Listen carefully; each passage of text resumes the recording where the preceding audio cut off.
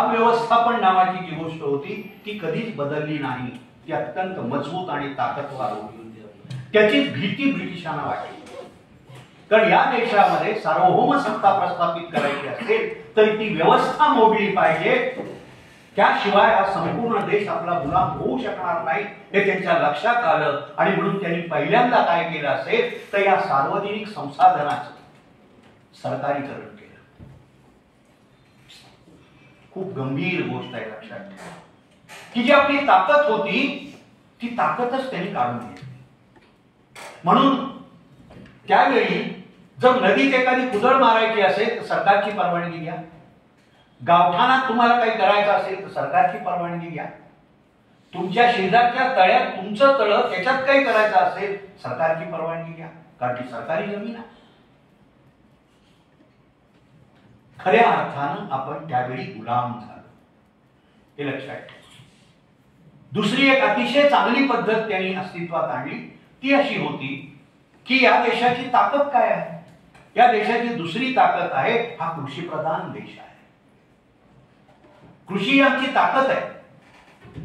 कारण मुबलक लोकसंख्या आहे आणि 80% लोक खेड्यात राहतात आणि 80% लोक खेड्यावर निर्भर आहेत आणि अतिशय व्यवस्थित आहे. त्यांची एक स्वतःची व्यवस्था आहे.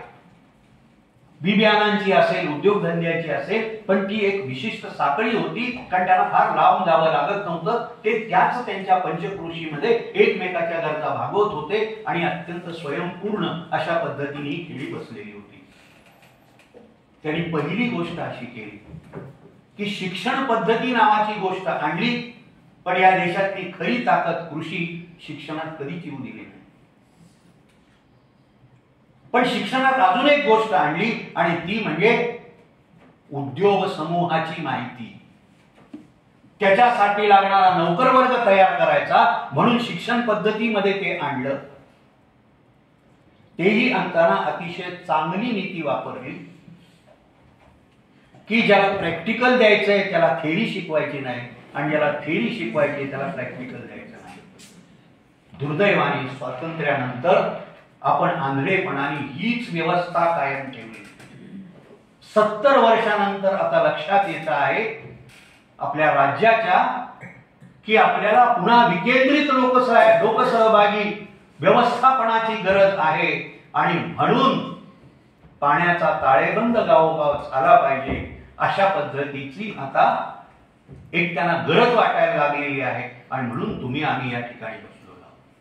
विकेंद्रित व्यवस्था म्हणजे सगळ्यात छोटा घटक जो आहे या रचनेमधला पंचायत रचनेमधला सगळ्यात छोटा घटक म्हणजे गाव ग्रामपंचायत. तर त्या स्तरावर पाण्याचं वॉटर बजेटिंग व्हायला पाहिजे. आणि त्याच्या पुढचं पाऊल असं की आता धरणं अजून 5% वाढवली काय आणि अजून प्रत्येक नाल्यावर बंधारा बांधला काय. आपली पाण्याची परिस्थिती त्यामुळे सुधारू शकत नाही. मित्रांनो 5-7 मिनिटं आहे.